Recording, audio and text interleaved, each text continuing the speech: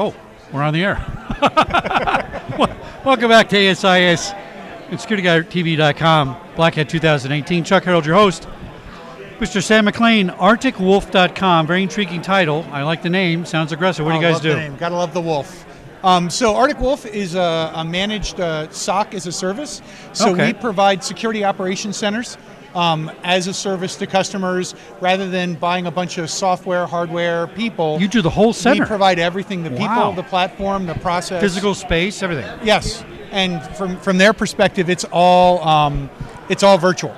Yeah. So we ship them a device on their networks to collect the data. It goes to our Amazon-based SIM SOC, where we go through, analyze it, and call you up with actionable events. Hey, so-and-so has malware. We just saw someone's credentials get passed off from Office 365. And it's always actionable. It's very little noise. And the idea is that for a mid-size or a small enterprise customer, they don't have the time to deal with all the noise that normally comes from security platforms. So we are giving them exactly what they should be paying attention to, and it's a consistent, sane person. So we're almost time-slicing people. They buy a security expert, and that expert may have 7, 10, 15, 20 customers, but they know them, they stay with them, rather than dialing into some offshore help desk where they have to explain who they are. Now, it's a SOC as a service. Is it CISO as a service? Kind of. So most of our customers need someone on staff to own the risk from a business perspective. Okay. We become that person's trusted advisor. All right. And so in a smaller company, we would be considered the CISO. And most our larger customers, the CISO is our client, and we become their staff. All right. So we're the people that look at the data, that get them reports, that get answers that come up from the rest of the executive team. That's sort of the role we fulfill in a larger company. Now, you said something interesting. You said you get rid of the noise, and I've heard a lot of companies talking about a risk and a threat. Yep. Threat tends to be more actionable. Risk seems to be maybe a potential thing in the future, right? And how do you push up just the actionable stuff? Because a lot of people have trouble filtering, so they just give you everything, and then they say, look, I'm all done. I gave you everything. You decide. So we do that in a couple ways. The first starts with our platform. We've built, I like to refer to it as a living, breathing system that's been around since 2012, whereas we bring on new customers, we know what Windows and what firewalls and Amazon and Azure and all the different services, we already know what that data looks like. That's right. So we've got a great head start at thinning the stream of data so that only the relevant things that are going to actually generate actionable events make it into our big data architecture. Then we have hybrid AI, which is artificial intelligence tuned by humans that assist the frontline triage personnel, which are real humans, to actually go through and say, oh, this is immediately a ticket. No, that one's noise. We don't need to worry about it. Then they bubble it up to more senior people that are the senior security team that do the forensics to really dig in when it's required. But a human is always making the determination, this is real. This is something you need to pay attention to. Again, if a robot starts to do that, they can spin out of control, and then you wind up in the scenario of, I get 150 events a week, I don't know what to pay attention to. Now, I'm glad to see this type of thing is coming of age. I think we need more of it because we have at least a 1 million person IT specialist shortage.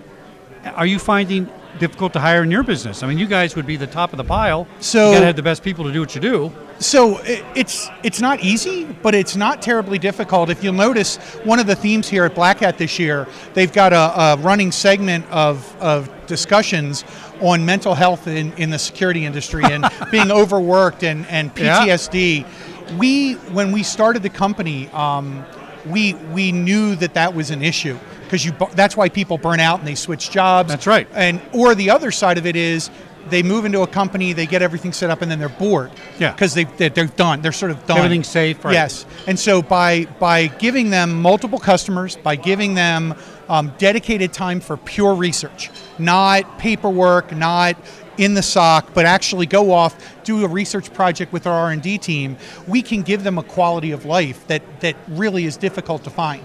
And the real secret sauce is doing that at scale and at proper profit. And that's something we've done. We really focus on making the work environment. My goal as sort of the head of the security service is I want my employees to bring their friends to work with them. Yeah. Because I want that environment. And so far, knock on wood, we're pretty successful. That's fantastic. I've never heard it explained quite that way, right? Because you hear the opposite, which is one of those things you said, I'm bored, my boss is a knucklehead, I got to leave, I'm smarter than my boss. And this is nothing new. When I was at the studios, when IT departments were just starting out, the IT guys are always a little more difficult. It's a different personality. It's a highly intellectual, analytic personality, and you don't handle those people with emotional responses, right? Just like you don't handle an analytical or emotional guy with analyticals, right? So you got to know your audience and treat them the way they should be treated. Yes, and they're smart guys. And you add in, they don't particularly always like being in front of customers. That's right. Talking to executives. They want to bury their head in their laptop and just dig into the data. So you got to balance all of that with actually having to get the work done. I got to tell you, a lot of work. I'm almost done 1,000 shows, and I got to say, this is one of my products I'm most excited about. You guys nail it. A lot of experience, a lot of time. Fantastic. And it's a living, breathing thing. The security industry isn't static. That's right. Because we're sort of vendor agnostic as to the data we input from customers, our security team gets exposure to everything that's out there. So all the cool products that we're going to see on the floor over the next couple of days, one of our customers buys it, they send us the alerts, we get to play with it. The security orchestration, the intelligence feeds, all those platforms, we get all that data in and get to play with it. And again, it's just another way to make it an attractive work environment. How small a company can afford you? We have an MSP program that'll get you down 25, 15 employees. Our cap right now is around 3,000 to 5,000, 6,000 employees. We're going bigger because there's just such demand for a well-tuned, well-seasoned SOC environment that's pretty much turnkey. You want your security operations center to be somewhat of a utility, and that's something that we offer. We know how to go in, we know what we're looking for, we know the questions to ask and what to do with the answers to make it a fairly smooth and painless process from sign up through multiple years of being a happy customer. Sam McLean, ArcticWolf.com, fantastic product. SOC is a service. Check them out at Black Hat. You got a booth? Not this year. All right, but you're around. Yes, we are. Find them out on the floor. Okay. Back in a minute here on Black Hat. Thank you. Where am I again, Sam? I'm at Black Hat. You're at Black Hat, absolutely. Black Hat 2018 on SecurityGuideTV.com.